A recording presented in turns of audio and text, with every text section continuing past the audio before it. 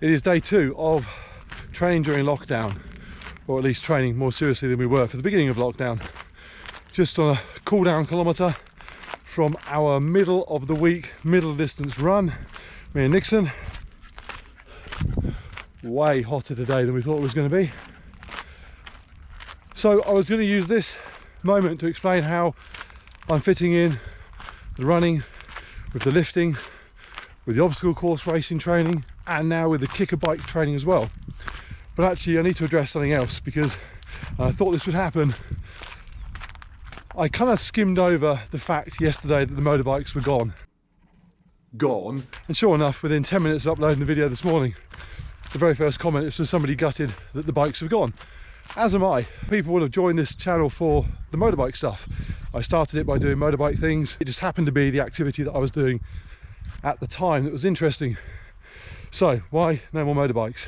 Simply do not have time is the easy answer to ride them. They are competing every weekend against going out in the kayak, the paddleboard, walking the dogs, mountain biking, me doing races and runs, DIY, whatever. They're competing against that, and they do compete very well. It's just the paraphernalia that goes with them. Everything from taxing and insuring them, the space they take up, the time it takes to get them ready to go out, clean them afterwards, to get all the gear on. It's not an activity that you can just pop out and do. Maybe if I live somewhere remote where I could literally pop out and do it, but I don't. I have to ride to where I'm going, and I really need at least half a day to go and do it with any enthusiasm. And on top of that, we've kind of achieved what we wanted with the bikes at this point anyway. I had last ridden the bike in 2001 and picked it up again in 2015, flew off to Namibia, rode solo around there. Jen took her license when I got back so that we could then get together, got bikes and rode in this country. We went off to the Pyrenees and rode in France and Spain and Andorra, went over to South Africa and rode around there. Going out around Salisbury Plain on the weekend didn't really cut it anymore in comparison to what we'd already experienced. Some people will buy a holiday home in the south of France and they'll go there every year. They'll never go anywhere else. They love the familiarity of it, and that's great. I don't like to do that. I like to go somewhere new every time. It has to be amazing for me to go back there twice. In fact, New York and South Africa are the only places I've ever been to twice. Every year, apart from this year, I try and go away as much as possible to somewhere new, because there's so many new places to see. And it's kind of like that with my hobbies. I like to pick one up, do it, enjoy it, and then think about the next one, unless it's an amazing hobby. And motorcycling from my garage to a green lane is not an amazing hobby. It's a good one, but it's not amazing. Motorcycling in general, fine. And in fact, we've just booked up a ride in America next year from San Francisco down to LA and across to Vegas on Harleys. So we are still motorcyclists. But yeah, for now, no motorbikes in the garage. Sorry. Unless you hated the motorbikes, in which case it's all good. Okay, home little man, let's go.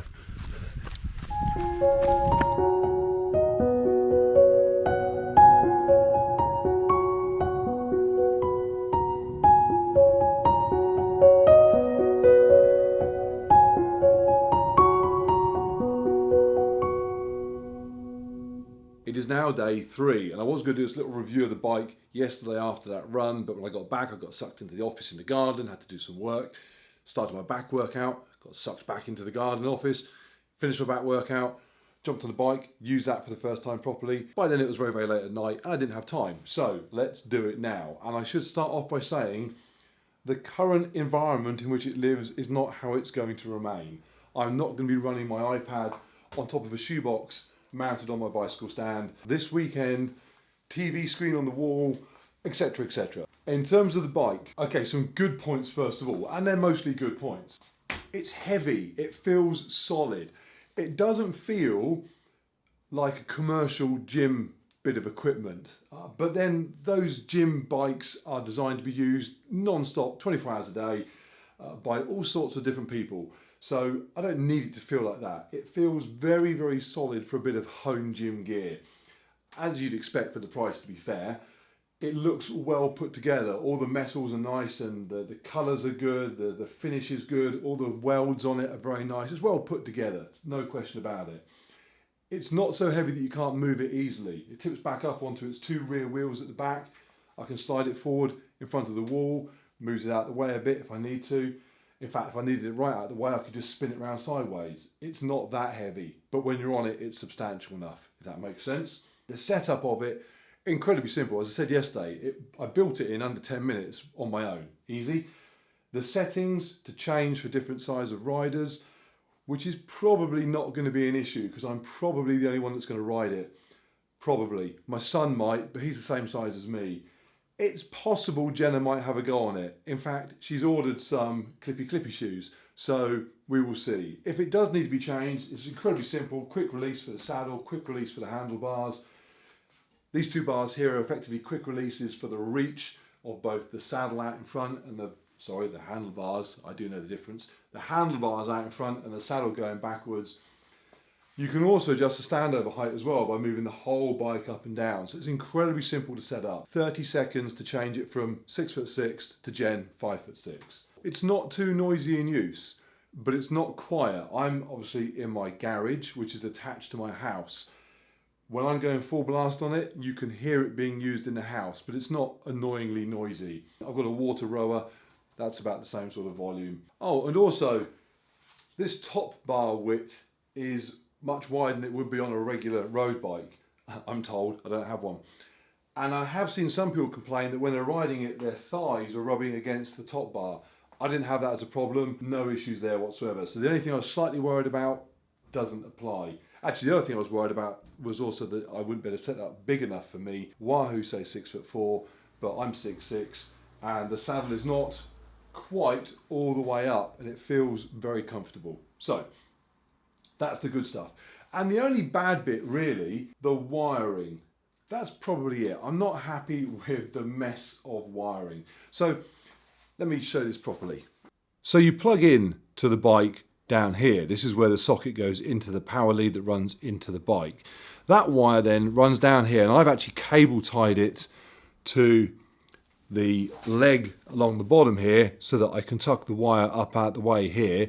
It then pops up here because it has to go into the brick of a power supply unit here. What would have been nice is if they'd made this initial wire that goes between the bike and the power unit long enough that the power unit could then be stuck right out the way before it turns into the mains cable that goes to a power supply.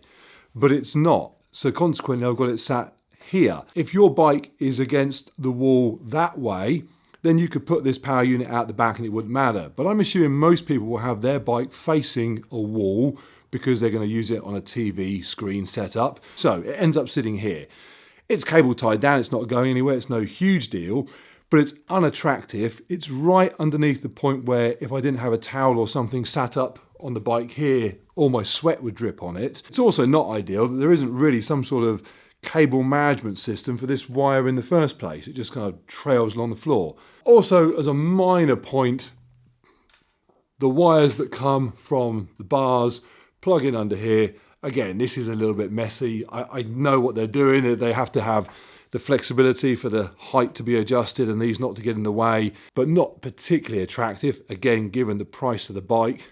On the last thing, while I'm at it, there are buttons on the inside of the bars. Let me go to the other side where you can see better. So there is a button here used to control various things. And I'm going to come back to that in a minute because its location is not ideal.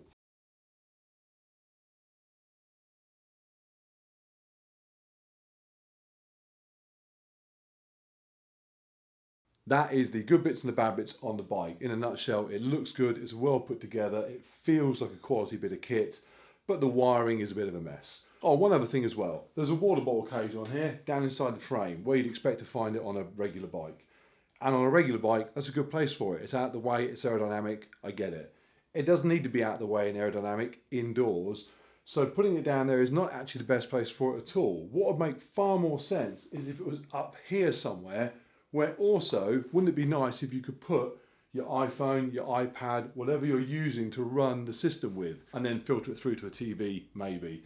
But having no ability to stash stuff up the front where you can easily get it, a towel, a water bottle, your device. I get they've kept it looking like a bike up the front, that's cool, but no storage space seems a bit of an obvious thing to miss off. And I haven't completely missed it off because you can spend, I forget how much, but stupid amounts of money on a stand to go in front of it. What I'm going to end up doing is building some sort of stand onto the wall.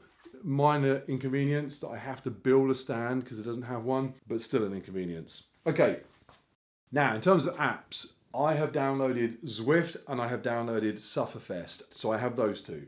My current thinking is I'm going to use Zwift, which is riding along like you're in Sims on a bike, for racing, and I'm going to use Sufferfest for training, because at first glance it does appear that Sufferfest has really nailed the sort of type in your details and we'll give you a plan type approach, and Zwift seems to have nailed the, hey, be social and ride with other people. As a completely new rider, in fact I have 30 minutes on a bike to my name, and it was on this last night, I don't need to go and race on Zwift just yet, so that can wait for another day. Sufferfest it is for now. Both of those apps linked to the bike instantly. I downloaded them, I logged in, created an account, it said, what do you want to attach?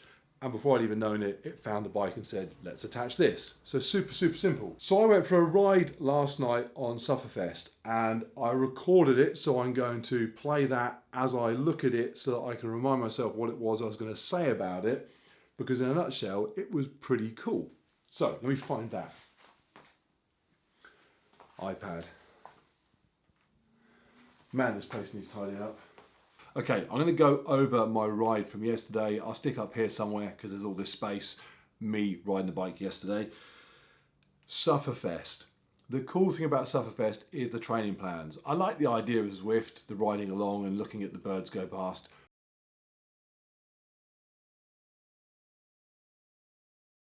For me though, as a new cyclist, this was incredibly useful. I have no idea how to train for cycling. I know how to run, I know about short runs and long runs and tempo, and cycling, nothing. So, Sufferfest, I dived into their training plan options and they have in here a full frontal prep plan. Full frontal is their 4DP fitness test thing that you do to establish a sort of a baseline of fitness, and from there it can generate programs for you, more specifically tailored to you. Now in theory, you'd get a certain degree of fitness, I guess, before taking that test, but I'm going to do it on Sunday. So I found their full frontal training plan, and when you click on that, incredibly simple, it says, hey, let's just throw that into a calendar for you. It's a 7-day program, all the different sessions you need, and the first session was a cadence builds session. So incredibly straightforward, and this is what I loved about it. You simply monitor your revolutions per minute, you put the bike on erg mode, where it basically controls the level of resistance for you, and that's it. You just cycle along sticking at 90 revolutions per minute. It was as easy as that. All I had to do was pedal the thing. It's looking for a certain level of wattage to be generated, but it figures that out itself by applying sufficient resistance so that at that revolutions per minute rate, the wattage is correct. You don't have to worry about it. Again, for me, not having to worry about gear changes and stuff. Brilliant, love that. It also plays little videos in the background of people cycling, and if you're a cyclist, that might be awe-inspiring. I didn't need that, so I turned it off halfway through. I have Echo playing music instead. So, it was really cool. You might like 100 greatest summer songs. Echo, turn off. Echo, turn off.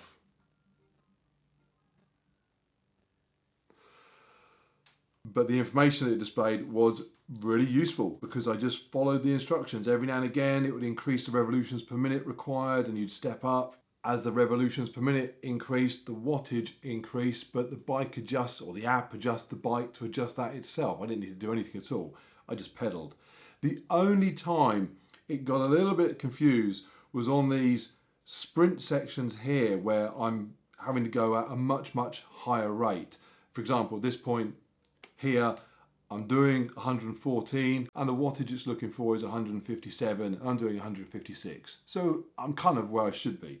But when it goes up to a requirement for 135 revolutions per minute at 157 watts, what I assume should happen is that the bike should back off the resistance. It's asking for 135, I'm doing 134. My wattage output is 660, it's asking for 157. Clearly it hasn't backed off sufficient resistance yet.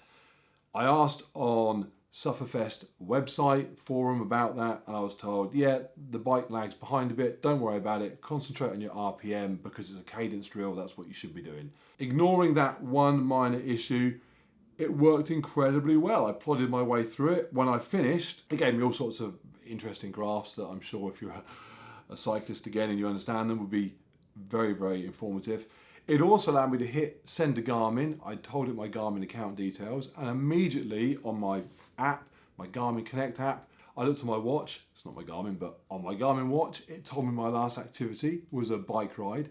So that was superb. I like the idea they sync together simply. Talking of syncing things together, the app requires a Bluetooth heart rate monitor. So my ANT Plus heart rate monitor that I normally use for my Garmin watch, if I'm wearing it, didn't work. So no heart rate figures yet. Bluetooth heart rate monitor has been ordered, will be here in a few days' time. I enjoyed it. It was really, really good. I love the feeling of the resistance changing and adjusting as I'm just focusing on pedaling. That simplicity was marvelous. I am told that when I do the 4DP test on it, I'm going to have to change gears and do it a bit more manually. So I need to practice that at some point. But for now, for the next few days at least, erg mode is brilliant. Love it. As a beginner, it could not be simpler. I got on it, I pedal at the speed it tells me to, sorted. Next is to do a few more of those drills. I've got a little training program set up in my diary to do, and then on Sunday to do the 4DP test, which is an hour-long test. I will record that as my next video, which will be potentially highly, I was going to say informative, probably amusing is a better word. Couple of questions I've had on it already. Somebody asked, is it like, or how does it compare to a standard exercise bike you'd find in the gym, a watt bike or something? My experience is a bit limited. I've done some spin classes years ago, that was about it. It's way better than that. It feels like you're riding a proper bike as far as I can tell. The gear changes, especially when you do them, feels just like you're changing gear on a regular bike. I don't road bike, but I've got mountain bikes. I know what a gear change feels like. It feels very, very good. My kid is a rower and so uses watt bikes a lot. He had a go on it and said it feels brilliant. It feels incredibly smooth. The gear changes are, compared to using a manual watt bike where you're adjusting things manually, a revelation. He really enjoyed it. He liked it, I like it. So far, so good. I have the plan in place now to train for Sunday. I've got to get the TV on the wall and so on. And I need to hope that before tonight's session on the bike, I stop being sore, because not having ridden for a while, I am sore.